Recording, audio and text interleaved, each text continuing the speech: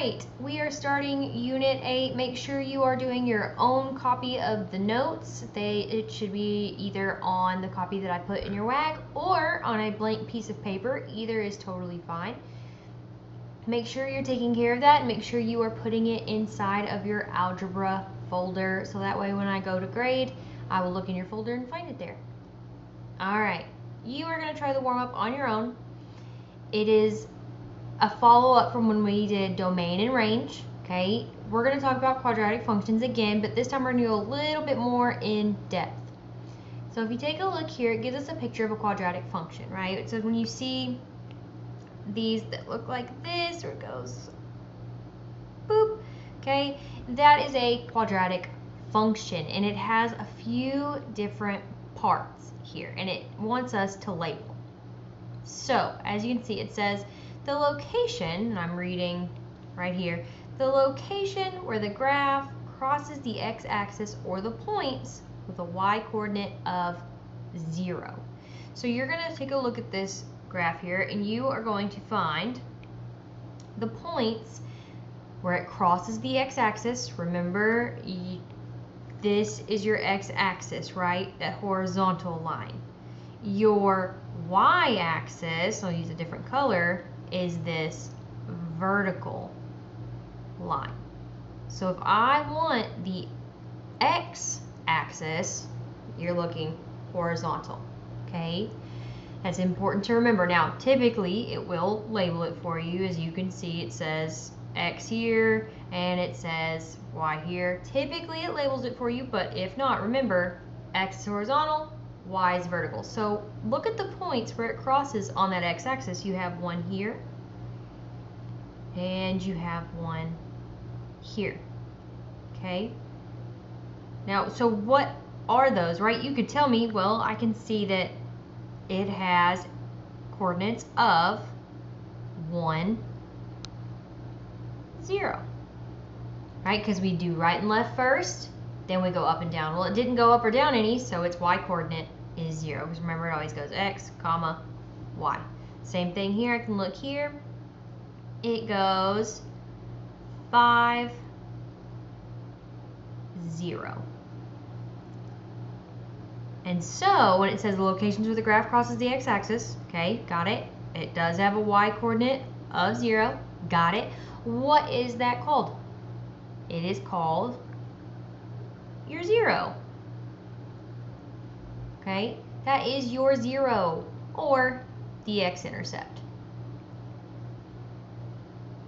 So when a question asks you, what are the zeros of the graph, you are looking where it crosses that x-axis and has a y-coordinate of 0. All right. Next, it says, let's use a different color here. It says, oh, the location, sorry, I wanted to use my highlighter, the location where the graph crosses the y-axis or the point with an x-coordinate of 0. So again, I'm going to look at this vertical line because that's my y-axis. Where does it cross on the y-axis? Well, at this point, right here. Now remember, we go right and left first. Well, it didn't move right or left, so that has to be an x-coordinate of 0. And it went up positive 3. So there we go, right there. X, comma, y is at 0, 3, and that is our y-intercept. So remember, if it says, where is your y-intercept? You are looking where it crosses on that vertical line. Okay. All right, now this next one says, okay, I'm going to do a different color, the highest or lowest point on the graph. So whether your curve's going this way or if your curve's going this way, you come to a point either high up or down low. And if I'm looking at this graph right here, my point, my lowest point, is right here. Okay? That is called your vertex.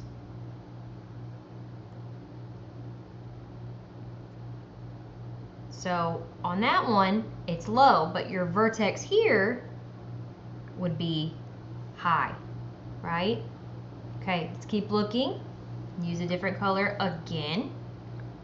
All right, let's use red. The vertical line that passes through the vertex and separates the graph into two equal parts. It goes through the center. Okay, so this is something we haven't really talked about before. The vertical line that passes through the vertex. Well, you just found out the vertex is right here. Okay, and separates the graph into two equal parts. Well, if I'm to go right between that vertex, right, it has to go through that point right there. This is your axis of symmetry, which hopefully makes sense because when you think of symmetry, it means it's the same on both sides. So that is your axis of symmetry. And I know that I am being a little long-winded here, but it's because I want you to remember these terms and be able to know what it is when you see it. Of course, if you need to turn the playback speed up a little bit because you're super confident about what these are, wonderful. If you need to slow down the playback speed because you need to learn more about it, wonderful. You do what you got to do. Okay? Alright, this last one, let me find a different, I guess we could just do, let's do purple. Okay? Purple here. Alright, it says the y-coordinate of the vertex. It represents the highest and lowest value in the range. So it's the vertex, right? We're looking at that vertex, but we only want the y value of the vertex. And remember, your y is your up and down. If I was looking at the vertex right now, it is currently at 3, -3. Okay? But if I only want the y, that would be -3. This is my minimum value. Okay, but remember, it could be the highest point as well. So if I'm looking at a graph like this one up here, my maximum value would be 3, because I'm looking at the y. Okay? Alright, so you've labeled everything on a quadratic function. You have the zeros or the x-intercepts. They're one and the same. You have the y-intercept. You have the vertex. You have the axis of symmetry, or you have the minimum or maximum value. Okay? Now that you have labeled everything, we are going to practice labeling a few more without having these definitions here. Okay? But of course, we're going to go back up and look at them if we need to. Let's take a look down here. Let's look at example 2 together, and then you may choose whether you do example 3 or example 1. You do not have to do both of them. You can pick which one you want to do, but we're going to do example 2 together. Okay? So first it says the x-intercepts and the zeros. Well, remember, that's where it crosses on the x-axis. So we have a point here and a point here. It looks like that first one, because it's right in the center. I know that looks kind of funny because our graph is off, but it's only showing us part of it. That's why it's up there to the right, is because, or to the left, because it's only showing us part of the graph, but that's still the center of your graph. That is still right there, 0, 0. That's kind of hard to see, but 0, 0. Okay, this one is at 6, 0, because we went right 6, but we didn't go up or down at all, so it's at 6, 0. So your x-intercepts are 0, 0 and 6, 0. Or you could say 6 and 0. Okay? Either one works. Now, if it asked for the x-intercepts, I would put these here. But if it asked for the zeros, I would put these here. Either way, they are the same thing. Okay? Your y-intercept is where it crosses on the y. Okay? So my y-intercept is where? At 0, right? All right. Okay. Now onto your vertex. Remember, that is the point right here. This time it's a high point. Oh, I don't know why it doesn't want to keep that there. There we go. Okay. And where is your vertex at? It is at 3, 3. Right? Because I went right 3, up 3. Now my maximum or minimum value, well, this time my vertex is up, so this would have to be my maximum value, and it is at 3. Now, the axis of symmetry is where it goes through the vertex, right? Well, if I look up at my picture up here, remember your vertex, or I'm sorry, your axis of symmetry goes through the vertex, through the x-axis, right? So like that one was at x equals 3. Let's see this one. It goes through the x-axis at 3, so you would say x equals 3.